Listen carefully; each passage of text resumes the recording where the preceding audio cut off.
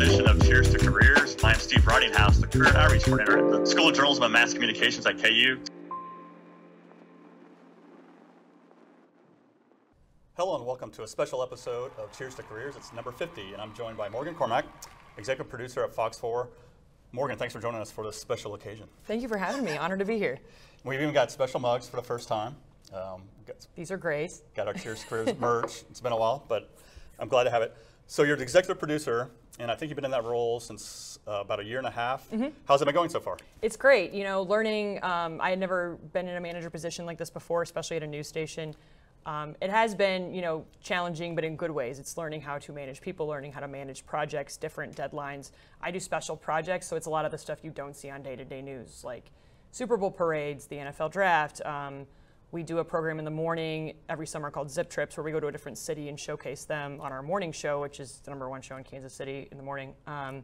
We have a public affairs show called For the People. I'm in charge of that. Hispanic Heritage Month, Black History Month. So I stay busy, but in different ways. So it's been great. And you talked about some of those special projects. The Super Bowl, obviously that's a big deal. Mm-hmm. The draft, I mean, how much prep and time was put into that? Weeks, if not probably months. I know the draft, we were having conversations as early as January or February, maybe sooner. And then it was about 3.5 weeks of just prep, you know, scheduling things, making sure people's hours were lining up with the events and things like that, making sure everybody was on board on the same plan, because the NFL has their restrictions and we have ours. So that was, it's a task, but you know, after the end, you're like, that was really fun. I could do that again. So.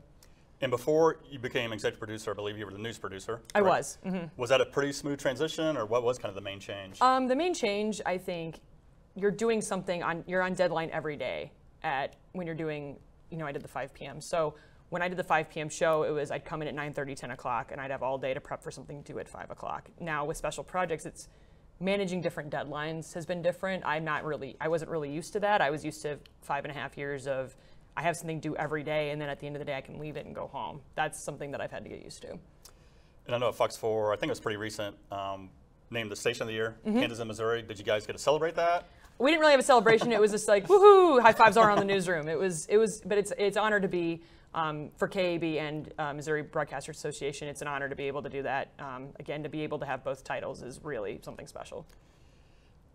And obviously you're a KU grad. Mm-hmm. What was your plan as a KU student when you graduated? I was overhearing your conversation with Cal moments ago, and you didn't really know you wanted to do producing until pretty late in your career at KU. Yeah, I had transferred into KU, so about almost halfway through school I transferred, and I thought I wanted to do PR. Respect to my friends that do PR, I didn't like it. So I went to News and Information, and I had done some broadcast at, went to Blue Valley West. We did that in the CAPS program there, the professional studies. I did iMedia there, did a little bit of that my freshman year as well, and then realized that's what I wanted to do, and I thought I wanted to be a reporter. Well, I tried some on-air stuff, didn't like it, but I love to write. So then I got into producing, really built up my skills there, and thought, oh, this is something I'd really like to do. Producing is, I think, my niche. I think that's what I'd like to do. So what was it about producing that really hooked you in? I think it's just being creative. I really like to be creative. I like to try different things. When you're producing, once you kind of get in the swing of things, you can try a lot of different things. How can I make this story look different? How can I change up the script here? How can I make the graphics look cool in this way, that, the other? You can really, once you really get into it, you can really have fun with trying different things and trying new techniques. And I think that's what I really liked about it, was having the creative ability to do all those things. And being in that production role, I mean, obviously there's a lot of moving parts. I mean, how do you manage that process? You kind of just do it. It's like, it is definitely challenging, I would say, when you first get into it, because you have to manage scripts, you got to manage your time. How much time should I spend on this story? I can't spend too much time on this story or I won't get the rest of my show done. Are my reporters going to make it on time? Is there all the video online before I go downstairs? Does my director know where we're going next? I mean, it's managing different parts. It's kind of like riding a bike with different pedals. You have to make sure you're focused, but also going at the same time. It's definitely, but once you get the hang of it, I mean, it's just like clockwork. I mean, you just do it. Did it take you a while to kind of gain the respect from your peers, or did that happen naturally? I think a lot of them were pretty welcoming. Mm-hmm. I think at my previous station, I was at another station in Kansas City. I was at Channel 5 before I went to Channel 4. I was telling people what to do that were half my age, right? They were my parents' age, essentially. And so it was a little intimidating for me to say, hey, I need you to do this, because, you're younger and you're new, you don't really know what to do. And so, but I think they gained a lot of respect, and you know, a lot of us still talk to this day. I mean, I feel like I have really gained that good relationship with them, if that makes sense. But it's really been, but I would tell people, don't be afraid to do that. You have to be a little, not say like mean as a producer, but you have to be a little bossy and assertive in order to do what you want to do successfully. And I know you had mentioned too, in addition to like Super Bowl, the draft, you got to produce a debate, right? For Yes. U.S. Congress. What was that experience like? That was great. That was my first debate. We really wanted to do a governor's debate in Kansas or Missouri with our partners at KTVI at Fox 2. We really tried to get that to happen, and unfortunately did not happen. We're in a climate right now where a lot of politicians don't want to debate, and it's unfortunate because I think that's really beneficial to the voters and, you know, journalists ourselves. So Representative Davids and Amanda Adkins had agreed to debate, and thought it went really well. You know, they're both professionals, and getting that set up was a little stressful, I would say, but you know, making sure I had the right topics and we were on time. We had somebody that rang the bell after, you know, hey, your time's up. We got to get to the next question. But my talent just knocked it out of the park. So that having good talent really made it that much easier. And kind of going back to like managing all those moving parts, I think I read where you had a certification masterclass for media managers. How intense was that process? Actually, that was it was great. I mean, so that was offered to me through my company, which I'm very grateful for. So through Loyola University in Chicago, Jill Geiser, who used to be with the Poynter Institute, is the teacher of that class. So it's about 9 or 10 of us. We're all on Zoom, all different parts of the country, and we talk about building relationships. And I don't want to say setting boundaries, but you know, being a good manager. What does being a good manager entail? Do you how do you respond to crisis situations, things of that sort? That was it was about 6 sessions, and then there was a follow-up, and that was definitely good for me as a newer manager to learn those things before I get further into my career. So you said the company did cover the cost of that. That's awesome. I'd love to hear about the professional development. Yeah. So when you were at KU, I think I saw where you did take an internship at the local TV station. What were some of your other campus media involvement? So I was, I did KUJH here my senior year. I reported a little the first semester, and that's kind of when I found my niche. I think I'd rather produced the Friday show at the time, and there was a show called The Next before, and then I did the 4 p.m. show on Fridays. And then I also did KJHK Radio. I DJ'd and did arts and culture on their podcast from time to time. Doing both was really interesting to me. I also had an interest in radio, then realized I didn't really like that either. So, and then, you know, it's just kind of the industry right now. Radio's kind of taking a different path. So TV was definitely what I wanted to do. Is that kind of the beauty of internships?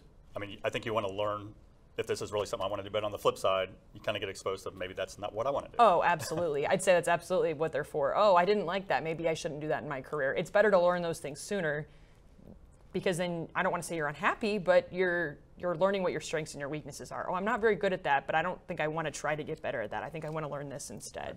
Things like that. Obviously, broadcasting, journalism, very demanding career, a lot of time involved. Work-life balance, that's talked about a lot. I think you said you were engaged. Have you given much thought to how that changes your work-life balance, or are you pretty much, hey, I'm just totally committed? And yeah, so when I first started in news, I worked overnights, but I was Monday to Friday, which helped, but I was overnight, so I was sleeping when a lot of my friends were at work. On the weekends, I would have to take naps in order to stay awake to go to a birthday party, or that was challenging, but I made it work. And then I did weekends for a while, found some time in my days off to spend time with my family and things like that. I had Thursday and Friday off, which certainly helped. And now I work, which is kind of rare in news, I work 9 to 6 most days, wow. 10 to 7 depending on, or 8 to 5 depending on my schedule. I'm salary, so I can kind of be flexible. But it is interesting to be able to find that balance. I think when I wasn't Monday to Friday, I was really trying to find ways to take time for myself and spend time with my family, or and then spend time with my friends if I could. And you know, my schedule on the weekends, kind of because I was younger, it could allow me to go out for a little bit after work and then go home. But yeah, finding the balance definitely can be a challenge, but I think I've tried to manage it pretty well. It also helps my mom and stepdad live in the area, so I get to spend a lot of time with them. They live 20 minutes away from me, so that definitely helps. So is that time management, is it getting better over time? You start to know what to prioritize and how much time you need. You start to think, okay, what do I want to do with my time off? Yeah. How do I want to spend it? What do I need to get done? What do I want to do? I think just really learning that balance is, that got a little better as I got more into my career. Advice to students, students that are thinking about careers in broadcasting, journalism, producing, any advice you would share with them as they prepare to enter the workforce? Yeah, I mean, everything in this school really taught me a lot about what I want to do and what I could work on. But I think getting those experience outside of the classroom is super important. I wish I had more of those. I wish I'd taken the opportunity to do more of those, but it just didn't really work out that way. But if you can take an opportunity, whether it's paid or not, do your best to take it if you can. And then I would say, I met a lot of people at career fairs that want to go be a reporter, but it's also really good to be a producer or a designer or an editor. I mean, those are super high in demand jobs. It is so much harder for us to find producers than reporters, for example, and I'm sure you know that as well. It's better to be, in my opinion, okay or proficient at a lot of things than really, really good at one thing.